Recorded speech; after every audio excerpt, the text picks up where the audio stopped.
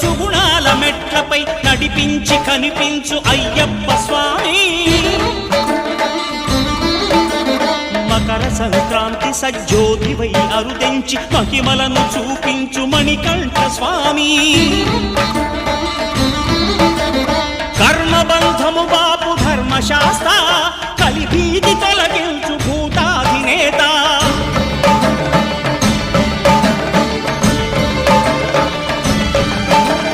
అయ్యప్ప దేవాయ నమః అభయస్వరూపాయ నమః.